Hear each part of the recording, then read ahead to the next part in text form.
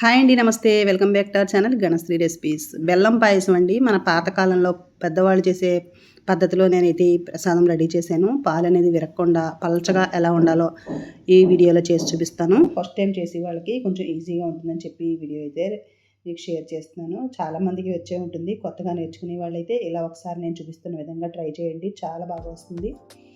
ఇప్పుడైతే స్టవ్ మీద గిన్నె పెట్టేసుకుని ఒక గ్లాసు బియ్యానికి 4 గ్లాసుల పాలు అయితే పోసుకోవాలి. ఇప్పుడు నేను ఇందులో 3 గ్లాసుల పాలు పోసి ఒక గ్లాస్ అయితే నీళ్ళు అనేవి పోసి వేడి చేస్తున్నాను అనమాట. ఇలాగా ఒక గ్లాసు బియ్యం తీసుకుని ఒక ప్లేట్లో తీసుకుని అందులోకి కొంచెం ఆవు నెయ్యి ఉంటుంది కదా, ఆవు నెయ్యిని ఇలా మొత్తం ఆ బియ్యంలోకి మిక్స్ చేయాలి. బియ్యం అనేది ఇంకా కడగకూడదు అనమాట. పాతకాలం పద్ధతిలో బియ్యం పరమాన్నం అంటే ఇలాగే చేసేవారు.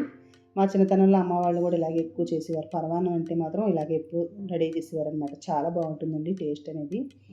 పాలు అయితే బాగా మరిగిపోయిన తర్వాత ముందుగా మనం రెడీ చేసి పెట్టుకున్న ఈ నేతి బియ్యం ఇందులో వేసేయాలి. వేసేసి ఒకసారి కలిపేసి స్టవ్ లో ఫ్లేమ్లో పెడితే ఉడుకుతూ ఉంటుందన్నమాట. ఎప్పుడు కూడా పరమాన్నం ఎలా చేయాలంటే పాలల్లో బియ్యం పోసి ఉడికిస్తేనే అది పరమాన్నం అవుతుందన్నమాట. ఆ పాలల్లో ఉడికిన దాని టేస్టే వేరండి. అంతేగాని ముందుగానే ఉడికించి నీళ్ళల్లో ఉడికించి పైన పాలు పోసుకుంటే ఆ టేస్ట్ అనేది ఉండదు. ఎప్పుడు కూడా పాలల్లో ఉడకాలి. అలాగే పేస్ట్ కూడా అవ్వకూడదండి. అన్నం అనేది పేస్ట్ అయిపోకూడదు. మనం కలుపుతూ ఉండాలి, కానీ మనం మరీ మెత్తగా పేస్ట్లా చేసేయకూడదు అనమాట. ఇప్పుడైతే ఈ అన్నం అయితే ఉడికిపోయింది చూడండి. అవసరమైతే పాలు తర్వాత పోసుకోవచ్చు. ఇప్పుడు స్టవ్ ఆఫ్ చేసేస్తున్నాను. మెత్తగా ఉడికిపోయింది. ఇప్పుడు ఒక గ్లాస్ బియ్యానికి ఒక గ్లాస్ బెల్లం అయితే వేస్తున్నాను. తీపి ఇంకా కొంచెం ఎక్కువ కావాలంటే ఇంకొంచెం వేసుకోవచ్చు. వేసేసి స్టవ్ ఆఫ్ చేసేసాం కాబట్టి మనకి ఇంకా పాలు అనేది ఏం విరగవు అనమాట. అలా కరెక్ట్గా సరిపోతుంది. ఆ వేడికి ఆ బెల్లం తురుము కూడా బాగా కరిగిపోయి కలిసిపోతుంది. పక్కన పెట్టేద్దాము. దింపేసేసి పక్కన పెట్టేసుకుని మూత పెట్టేసి కాసేపు అలా ఉంచేసి పైన నేతి పోపు వేసుకుంటే చాలా బాగుంటుంది. అదే పోపు అంటే డ్రై ఫ్రూట్స్ వేసుకోవాలి.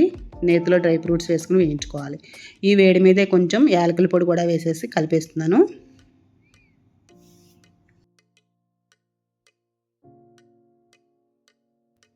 చూశారు కదా, మొత్తం అన్నం అయితే నలగకుండా కలుపుతున్నాను నేను. అలా ఉంటేనే పరమాన్నం అనేది బాగుంటుంది. ఇప్పుడు స్టవ్ మీద కడాయి పెట్టేసి నెయ్యి వేసుకుని డ్రై ఫ్రూట్స్ వేయిస్తున్నాను. మనకు కావాల్సిన డ్రై ఫ్రూట్స్ అన్నీ వేయించేసుకోవచ్చు.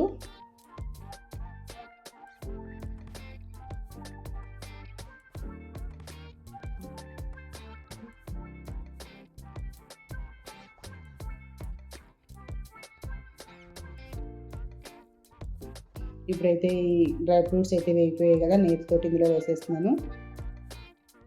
ఇలా కలిపేసిన తర్వాత మనం లాస్ట్లో మళ్ళీ కొంచెం ఒక గ్లాస్ పాలు వరకు వేడి పాలు పోసుకుంటే ఎంతసేపు అయినా సరే గట్టి పడదనమాట. పలచగా అలా బాగుంటుందన్నమాట పరమాన్నం అనేది. ఇంచుమించుగా మీకు ఒక 1/2 కేజీ బియ్యం పరమాన్నం చేయాలంటే 1 కేజీన్నర వరకు పాలు నీళ్లు కలిపి పోసుకుంటే చక్కగా వస్తుందండి పరమాన్నం అనేది.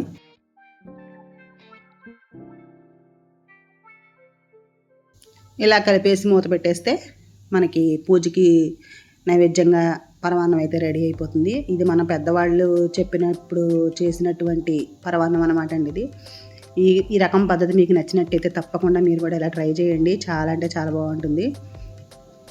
నేను చేసిన ఈ రెసిపీ మీకు నచ్చిందా? అయితే మరి తప్పకుండా మీరు కూడా ట్రై చేయండి. అలాగే మీ ఫ్రెండ్స్కి రిలేటివ్స్కి కూడా షేర్ చేయండి.